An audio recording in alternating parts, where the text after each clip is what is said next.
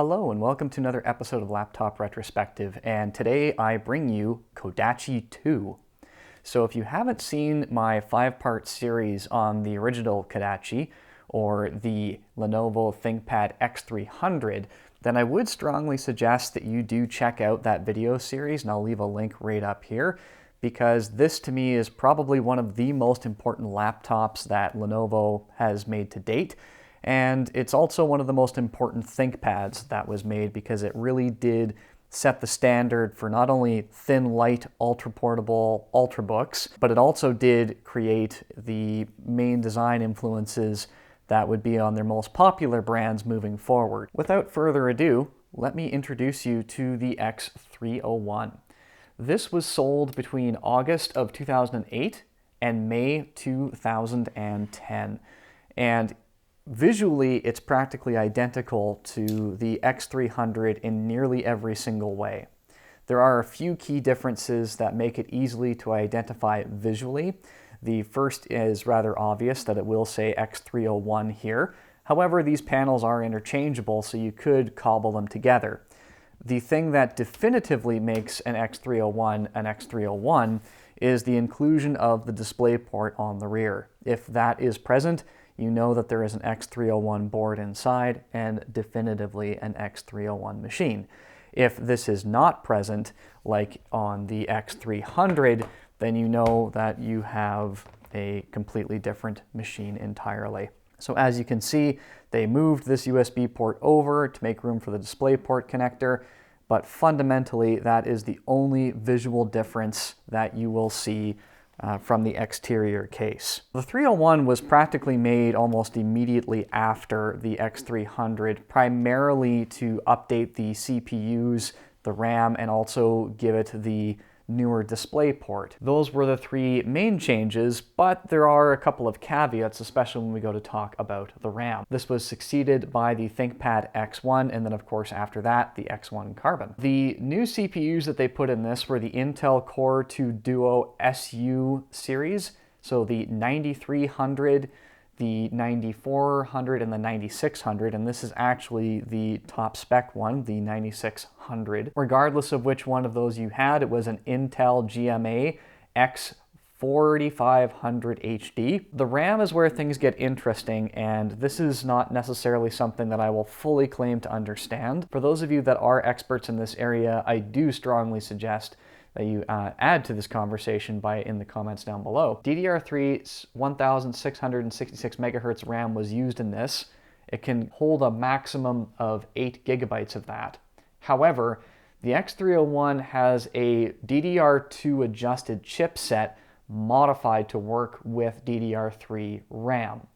So from what I understand, regardless of the speed rating of the RAM will operate at a capped 800 megahertz. Just keep that in mind, that yes, you can use the DDR3 RAM, but your performance might be slightly less than what you would normally expect on a machine running DDR3 RAM. The hard drive setup is identical to the X300. It does take the 1.8-inch odd-shaped drive, and this one actually came with one, so I didn't have to do the weird M-SATA daughter board shoved in there with a pair of pliers. Although I will mention that there is a bracket you can 3D print, which I did do. Thank you very much to the user that actually told me about that. Lastly, one of the main things that was demanded is that the X301 actually does work with a connected dock. Now, there is a bit of issue with that dock. The dock that does work with it is the Lenovo 45K1610, and I will be featuring that on a later video. However, it is sending a lot of data over a simple USB 2.0 connection, so again, performance on that will vary, especially if you have a display going at a high resolution. One final thing that I will mention is having to do with an issue that occurs around this side of the display hinge that has been reported by some users on some of the X300 and 301 machines. The cause is not entirely known, but now that I have a machine that shows this issue and one that does not, I thought it would be an excellent opportunity to bring it up. So on my X300, there is a little bit of flex in this corner around the Kensington lock, and that's primarily due to, the materials being thin, but also it has to do with the screws, apparently, from what I have read on many forums. However, this X301 does not have that issue whatsoever. There is no flexing around that Kensington lock slot to be seen. So I don't know if that's definitive, that the issue didn't exist at all on the X301, and it was only an X300 issue, or I just so happen to have one that has the issue and one that does not. All right, so we'll just quickly do a tour of the ports, which are very, very similar to the X300, as I've previously mentioned, and then we'll do a little bit of a disassembly on this X301. On the left-hand side, we have a separate headphone and microphone jack. We have access to the hard drive bay, or the solid-state drive bay in this case. We have two USB 2.0. We do have the fan exhaust for the CPU on the left-hand side. On the rear, we also have some fan exhaust slots. We have DisplayPort. We have the Wi-Fi kill switch. We have an Ethernet port. We have an additional USB port here, VGA, and of course our standard barrel ThinkPad power plug. And then on the right-hand side, we have our optical bay that can not only take this incredibly thin 7mm DVD combo drive, but it can also take a battery as well. Let's just do a very quick disassembly. A lot of these parts are practically the same. The battery on this is very easy to remove, just one latch and the whole thing tilts forward. They did start putting some more serial numbers and keys and information under here, which is why my hand is strategically placed. We will carry on with the other parts that we can quickly access. So we do have these screws here, which will give us access to a few different things. The first will be, of course, our Wi-Fi card. We have a single RAM stick in here. We do have the other slot waiting for it.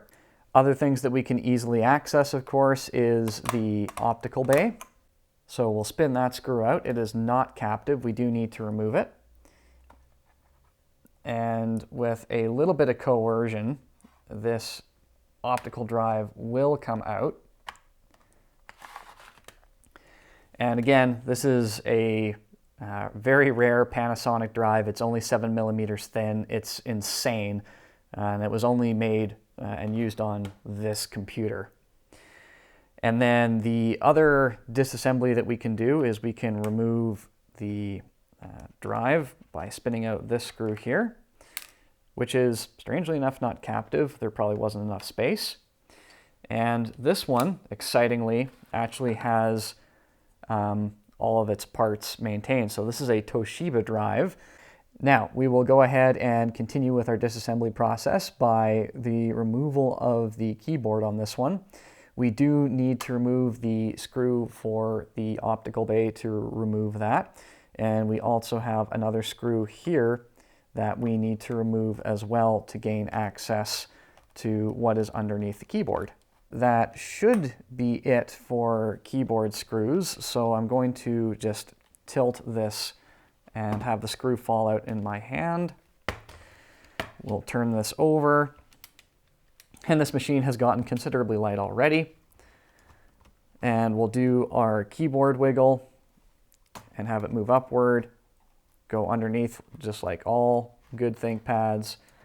And this keyboard will move off to the left and we can disconnect, simple as that.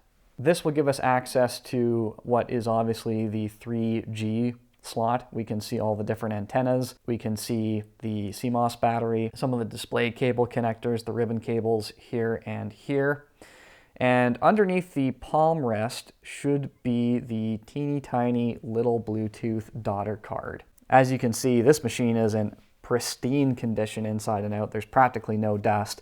So this must not have seen an awful lot of use, or the person that did use it took exquisite care of it.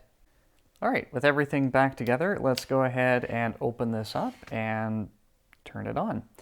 It is running a mechanical drive, as you know from earlier in the video, so that will mean that we do have a bit slower performance.